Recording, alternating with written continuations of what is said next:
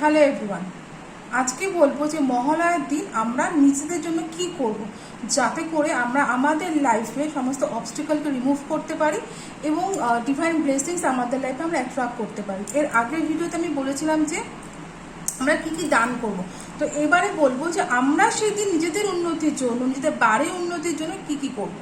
তো প্রথমত কালকে মহালয়া, কালকের দিন প্রথমত প্রত্যেক নিজের স্নানের জলে গঙ্গার জল মিশিয়ে স্নান করবে। গঙ্গার জল কিন্তু প্রত্যেকের বাড়িতে অ্যাভেলেবেল আছে, তো প্রত্যেকে গঙ্গা জল মিশিয়ে স্নান করবে। দ্বিতীয়ত হচ্ছে যে পুরো বাড়িটা পারলে কালকে গঙ্গা জল, যে তোমরা যে ঘরমধ্যে জল ইউজ করছো তার মধ্যে সামান্য গঙ্গা জল মিশিয়ে অবশ্যই পুরো বাড়িটা মুছবে। 3 নম্বর হচ্ছে যে সেদিন অবশ্যই কালকে অবশ্যই মহালয়ার দিন গীতা পাঠ করবে। গীতার 2য় অধ্যায় এবং 7ম অধ্যায়, এই দুটো অধ্যায় অবশ্যই পাঠ করবে। আমি প্রথম প্রায়োরিটি দেবো পাঠ করতে। যদি একান্ত কেউ অফিস যাচ্ছ, পাঠ করা পসিবল হচ্ছে না, তো সেই ক্ষেত্রে তোমরা অবশ্যই শুনতে পারো। প্রত্যেকের কাছে হেডফোন থাকে, কানে হেডফোন গুঁজে তোমাদের ফ্রি টাইমে তোমরা শুনতে পারো। বাট আমি মোস্টলি প্রেফার করবো যে তোমরা কালকে অবশ্যই, তোমাদের বাড়ি যে কেউ হতে পারে, তোমাকেই পাঠ করতে হবে এমন নয়, বাট বাড়িতে যেন কালকে গীতার 2য় অধ্যায় এবং গীতার 7ম অধ্যায়, এই দুটো অধ্যায় অবশ্যই পাঠ হয় কালকে। অবশ্যই এটা আমি আগেও বলেছি যে কাকদের, যে কোনো পশু পাখিকে খেতে দেবে।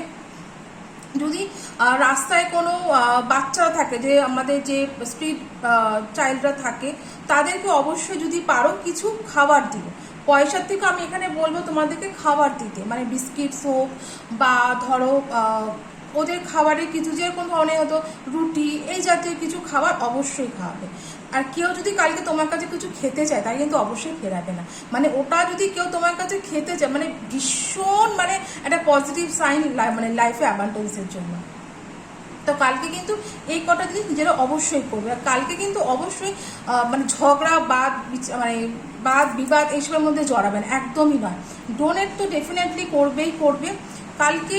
চেষ্টা করবে অন্তত পক্ষে পুরো বাড়িতে, সন্ধেবেলায় পুরো বাড়িতে কর্পূর, দেখো কর্পূর, ভীমসেনী কর্পূরটা আমি প্রেফার করি। যদি ভীমসেনী কর্পূর কারো কাছে না থাকে, তো সেই ক্ষেত্রে তোমরা নর্মাল যে কর্পূর থাকে সেটাই তোমরা বার্ন করবে। না হলে ভীমসেনী কর্পূর, বা যাদের কাছে, যারা আমার থেকে সেজ নিয়েছো, সেই সেজ জ্বালাতে পারো, বা যারা ধুনো নিয়েছো আমার থেকে, বাস্তু ধুনো, তো তোমরা সেই ধুনোটাকে কালকে জ্বালাবে, অবশ্যই জ্বালাবে। ধুনোর মধ্যে অবশ্যই একটু হলুদ, সর্ষে আর 2টো কর্পূরের টুকরো দিয়ে পুরো বাড়িতে, বাড়ির যতটা তোমাদের বাড়ির বর্ডার লাইন আছে, বাড়ির বাইরে গিয়ে পুরো বাড়ির চারপাশে অবশ্যই তোমরা করবে, ধোয়া দেখাবে। ইভেন যদি যারা গ্রামে থাকো বা মফস্বল এলাকায় থাকো, যদি গোবর জোগাড় করতে পারো, যদিও বা খুব টাফ ব্যাপার, এটা শহরে তো হবেই না, যদিও গ্রামে যারা থাকো তারা এটা করতে পারো। তো যদি একটু গোবর জোগাড় করে বাড়ির উঠোনে যদি একটু গোবরের নেতা দিতে পারো, তো ভীষণ ভালো কাজ দেয় ওটাকে। তো এই কটা জিনিস মহালয়ার দিনে অবশ্যই করবে, যেগুলো বললাম। গীতা পাঠটা কিন্তু অবশ্যই ভুলবে না।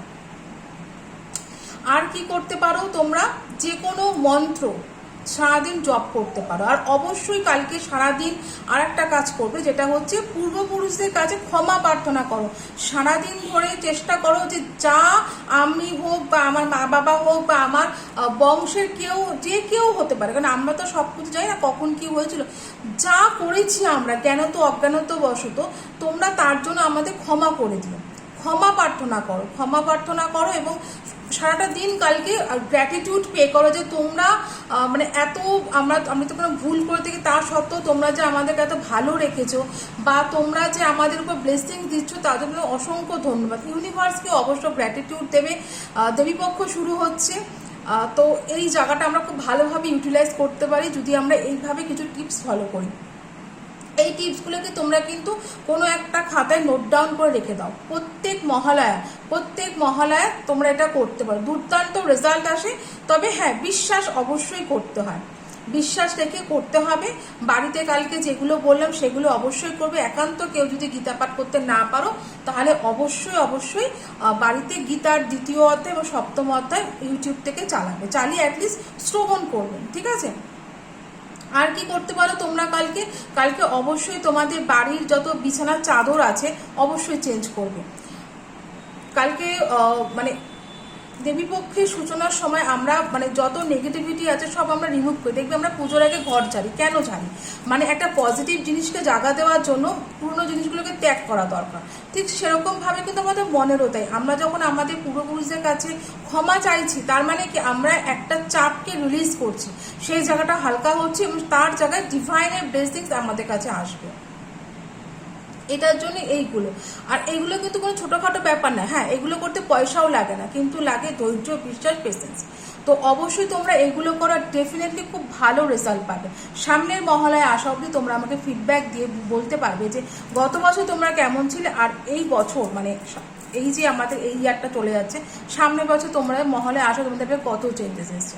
তো ডেফিনেটলি এগুলো করো। Thank you.